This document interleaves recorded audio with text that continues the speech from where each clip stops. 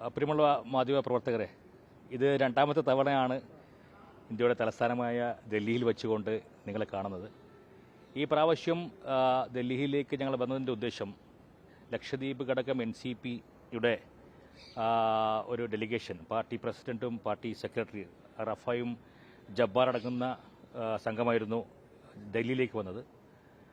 ഈ വിഷയം അവതരിപ്പിക്കുന്ന മുമ്പ് ഇന്ന് ഒരു ലക്ഷദ്വീപിൽ മുഴുവനും അന്തേവാസികൾക്ക് സന്തോഷം പകരുന്ന ഒരു വിധി കേരള ഹൈക്കോടതിയിൽ നിന്നുണ്ടായി.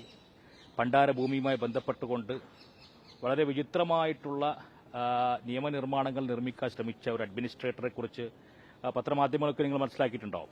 ഏകദേശം 36 അഡ്മിനിസ്ട്രേറ്റർമാർ ലക്ഷദ്വീപ് അവിടെ സേവനമനുഷ്ഠിച്ചിട്ടും അവർക്കൊന്നുമില്ലാത്ത ഒരു വിചിത്രമായ ഒരു വാദമായിരുന്നു 37ാമത്തെ തവണയായി വന്ന പ്രഫുൽ ഖോഡ പട്ടേൽ എന്ന അഡ്മിനിസ്ട്രേറ്റർ അവിടുത്തെ സാധാരണക്കാരുടെ ഭൂമി മുഴുവനും സർക്കാരിൻ്റെതാണെന്നുള്ള വിചിത്രമായ വാദം ഉന്നയിക്കുകയും ആ ഭൂമി കയ്യേറ്റം ചെയ്യാൻ ശ്രമിക്കുകയും ചെയ്തിരുന്നു. 2023 കാലയളവിലായിരുന്നു, ഞാൻ MP ആയിരുന്ന കാലഘട്ടത്തായിരുന്നു ഈ വിഷയം ഏറ്റവും കൂടുതലായി ജനങ്ങളെ അഭിമുഖീകരിച്ചിരുന്നത്. അന്ന് അതിനെ ശക്തമായിട്ട് നേരിടുകയും പാർലമെന്റിലും കോടതികളിലും ഞങ്ങളുടെ ബഹുമാനനായ പ്രസിഡന്റ് അഡ്വക്കേറ്റ് അറഫ സാഹിബിന്റെ വക്കീൽ ഓഫീസും അഡ്വക്കേറ്റ് ദീപകിന്റെ ഓഫീസും അങ്ങനെ ഒരുപാട് വക്കീലന്മാരൊക്കെ കൂടിയും ഇതിനുവേണ്ടി പ്രത്യേകമായിട്ട് തന്നെ ഒരു പണ്ടാരം ലാൻഡ് വെൽഫെയർ അസോസിയേഷൻ രൂപീകരിച്ച് എല്ലാ ദ്വീപും കോർഡിനേറ്റ് ചെയ്തുകൊണ്ട് ഈ നോട്ടീസ് കിട്ടിയ ഓരോ ആൾക്കാരെയും അവരുടെ ഓരോ ബൈ നെയിമിൽ പെറ്റീഷൻ കൊടുത്തുകൊണ്ട് ഏകദേശം 2 വർഷത്തോളം ഈ കേസ് നടക്കുകയുണ്ടായി. ഇന്ന് വളരെ സന്തോഷപരമായിട്ട് ആ കോടതി ഉത്തരവ് വന്നു. പണ്ടാരം ഭൂമിയുടെ യഥാർത്ഥ ഓണേഴ്സ് ദ്വീപുകാർ തന്നെയാണ് എന്നുള്ള വളരെ സന്തോഷകരമായ ഒരു മൈൽ സ്റ്റോൺ ജഡ്ജ്മെന്റ് തന്നെയാണ് ദ്വീപുകാരെ സംബന്ധിച്ചിടത്തോളം. അത് വളരെയധികം പ്രയാസപ്പെട്ടും ശ്വാസം മുട്ടിയ ഈ ഭൂമി നഷ്ടപ്പെട്ടു പോലെ അവർക്ക് ഒരു തൊണ്ട് ഭൂമി പോലും ഇല്ലാത്ത ഒരു സാഹചര്യത്തിൽ നിന്ന് ബഹുമാനപ്പെട്ട ഹൈക്കോടതിയുടെ ഇന്നത്തെ ഉത്തരവ് വളരെയധികം ആശ്വാസം നൽകുന്നതാണ്. ഈ അവസരത്തിൽ ഇതോടൊപ്പം നിന്ന മുഴുവൻ ദ്വീപ് ജനങ്ങൾക്കും ഈ അവസരത്തിൽ നന്ദിയും കടപ്പാടും അറിയിക്കുകയാണ്. ഏത് അവസരത്തിലും നിങ്ങളുടെ ഒപ്പം ഈ പ്രസ്ഥാനവും ഉണ്ടാകുമെന്ന് ആമുഖമായി ഞാൻ വെക്കുകയാണ്.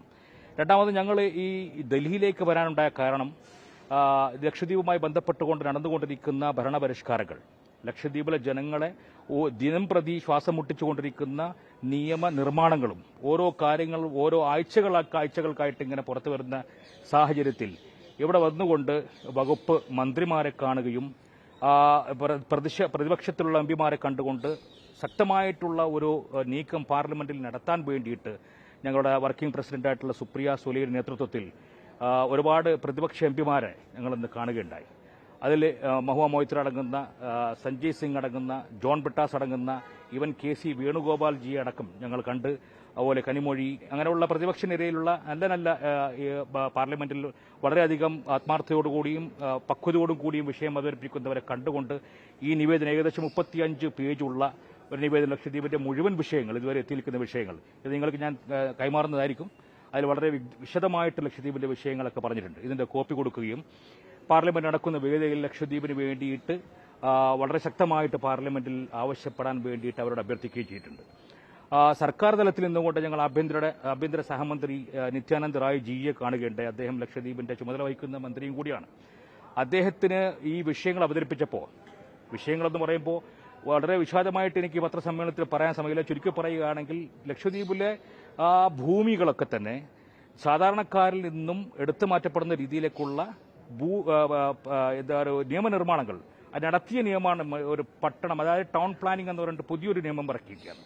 പണ്ട് ലക്ഷദ്വീപ് ഡെവലപ്മെന്റ് റെഗുലേറ്ററി അതോറിറ്റി എന്ന് പറയുന്ന ഒരു നിയമനിർമ്മാണത്തിന് വേണ്ടി ശ്രമിച്ചപ്പോൾ അത് ശക്തമായിട്ട് എതിർക്കുകയും അത് ഹോം മിനിസ്ട്രി ഫ്രീസ് ചെയ്ത് വെക്കുകയും ചെയ്ത അതേ സംഭവത്തെ വേറൊരു രീതിയിൽ എന്ന് പറഞ്ഞാൽ പുതിയ കുപ്പിയിലെന്ന് പറഞ്ഞ പോലെ അതിന്റെ എല്ലാ അന്തസ്സത്തെയും ഉൾക്കൊള്ളുന്ന രീതിയിലേക്ക് ഉള്ള ഒരു നിയമനിർമ്മാണം നടത്തുകയുണ്ടായി. അത് വളരെ ദൂരവ്യാപകമായിട്ടുള്ള പ്രശ്നങ്ങൾ സൃഷ്ടിക്കുന്ന ഒന്നാണെന്ന് മന്ത്രിക്ക് ബോധ്യപ്പെടുത്തി കൊടുക്കാൻ സാധിച്ചു. ആ നിയമം പ്രാബല്യത്തിൽ വരികയാണെങ്കിൽ തന്നെ ഒരുപാട് പ്രശ്നങ്ങൾ ദ്വീപുകാർക്കുണ്ടാവും. കാരണം ഡെവലപ്മെന്റിന്റെ പേരും പറഞ്ഞുകൊണ്ട് അവിടെ ഉള്ള ജനങ്ങൾ താമസിച്ചുകൊണ്ടിരിക്കുന്ന ഭൂമിയടക്കം അല്ലെങ്കിൽ വീടുകളടക്കം ഒരു ഡെവലപ്മെന്റ് പർവ്യൂവിൽ വന്നു കഴിഞ്ഞാൽ പിന്നീട് അവർക്ക് അവിടെ നികുതി അടക്കുകയും അല്ലെങ്കിൽ അവിടെ ജീവിക്കാൻ വേണ്ടിയിട്ട് പൈസ അങ്ങോട്ട് കൊടുക്കേണ്ട സാഹചര്യങ്ങൾ, ഈവൻ ഇനി ലാൻഡ് ഏറ്റെടുക്കുകയാണെങ്കിൽ കോമ്പൻസേഷൻ പോലും കൊടുക്കാത്ത വേറെ രീതിയിൽ മറ്റ് ഭൂമികളിൽ നിന്നും ഡെവലപ്പേഴ്സ് മെട്രോപൊളിറ്റൻ സിറ്റികളിലൊക്കെ നാം കാണുന്ന പോലുള്ള രീതിയിലേക്കുള്ള സംവിധാനങ്ങൾ ഉൾപ്പെടുത്തിക്കൊണ്ടുള്ള വലിയ ലക്ഷദ്വീപിന്റെ നിലനിൽപ്പിനെ ബാധിക്കുന്ന രീതിയിലേക്കുള്ള ഒരു നിയമമാണ് വന്നിരിക്കുന്നത്. ഇത് ബഹുമാനപ്പെട്ട മന്ത്രിയുടെ ശ്രദ്ധയിൽ കൊണ്ടുവന്നു. അദ്ദേഹം ഈ വിഷയം താൻ അറിഞ്ഞിട്ടില്ല എന്നുള്ളൊരു ഭാവത്തോടു കൂടിയാണ് പ്രതികരിച്ചതെങ്കിലും അദ്ദേഹത്തെ സമാധാനമായിട്ട് ഇരുന്ന് സംഭവങ്ങളൊക്കെ മനസ്സിലാക്കി കൊടുത്തു. ഞങ്ങൾ ആവശ്യപ്പെട്ടത് ഇമ്മീഡിയറ്റ് ആയിട്ട് ഇതിന്റെ റൂൾസ് ആൻഡ് റെഗുലേഷൻസ് ഫ്രെയിം ചെയ്യുമ്പോഴും ഈ നിയമം കെപ്റ്റ് അബെയൻസ് ആക്കിക്കൊണ്ട് അവിടുത്തെ ജനങ്ങളുടെ വിഷയങ്ങളൊക്കെ മനസ്സിലാക്കി ചർച്ചയിലൂടെ ഇത് നടപ്പിലാക്കാൻ പാടുള്ളൂ എന്നുള്ള ഒരു നിർദ്ദേശം അല്ലെങ്കിൽ ഒരു അഭ്യർത്ഥന അദ്ദേഹത്തിന് മുമ്പിൽ വെക്കുകയുണ്ടായി. അദ്ദേഹം അത് പരിഗണിക്കാമെന്നുള്ള രീതിയിലേക്ക് കാര്യം പറഞ്ഞു. എന്നാലും നമുക്കറിയാം ഈ ഗവൺമെന്റിന്റെ രീതി എങ്ങനെയാണ് പോകുന്നതെന്ന്. വളരെ ശക്തമായിട്ടുള്ള ഈ രീതിയിലേക്ക് പോയി കഴിഞ്ഞാൽ ലക്ഷദ്വീപിനെ സംബന്ധിച്ചിടത്തോളം ഇനിയും വളരെ ശക്തമായിട്ടുള്ള സമരരംഗത്തേക്ക് ഇറങ്ങിയാലേ മതിയാവുകയുള്ളൂ.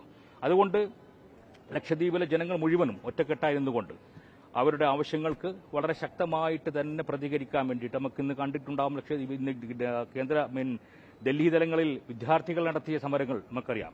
അതുപോലുള്ള സമരത്തിലൂടെ ഇങ്ങനെയുള്ള കാര്യങ്ങൾക്ക് പരിഹാരം ഉണ്ടാവുമെന്ന് മനസ്സിലാക്കിക്കൊണ്ട് ഇത് വളരെ ശക്തമായ രീതിയിൽ ഉന്നയിക്കാൻ ഈ പ്രതിഷേധം ഞങ്ങളുടെ ലക്ഷദ്വീപുകാരുടെ ഈ ബുദ്ധിമുട്ടുകൾ പാർലമെന്റിന്റെ അകത്തും പുറത്തും തിരഞ്ഞെടുക്കപ്പെട്ട പ്രതിനിധികൾ പ്രതിപക്ഷ കൂട്ടായ്മയോടുകൂടി ഇത് മുന്നോട്ട് കൊണ്ടുപോകണമെന്നുള്ള അഭ്യർത്ഥന നടത്താൻ വേണ്ടിയിട്ടാണ് ഞങ്ങൾ വന്നത്. ആ ഓരോ വിഷയങ്ങളും അവർ വളരെ അനുഭാവപൂർവ്വം എടുത്തിട്ടുണ്ട്.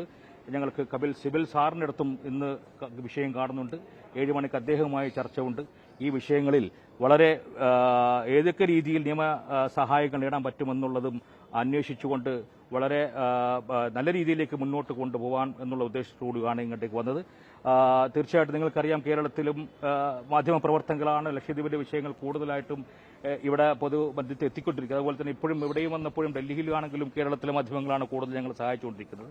അതുകൊണ്ട് നിങ്ങളുടെ എല്ലാവരുടെയും ലക്ഷദ്വീപിനെ പ്രത്യേകമായിട്ട് പരിഗണിക്കണമെന്നും അവിടുത്തെ വിഷയങ്ങൾക്ക് പ്രാധാന്യം കൊടുത്തുകൊണ്ട് ജനശ്രദ്ധ ആകർഷിക്കുന്ന രീതിയിലേക്കുള്ള നിങ്ങളുടെ പിന്തുണ അഭ്യർത്ഥിച്ചുകൊണ്ട് നിർത്തുന്നു. ജയ് ഹിന്ദ്.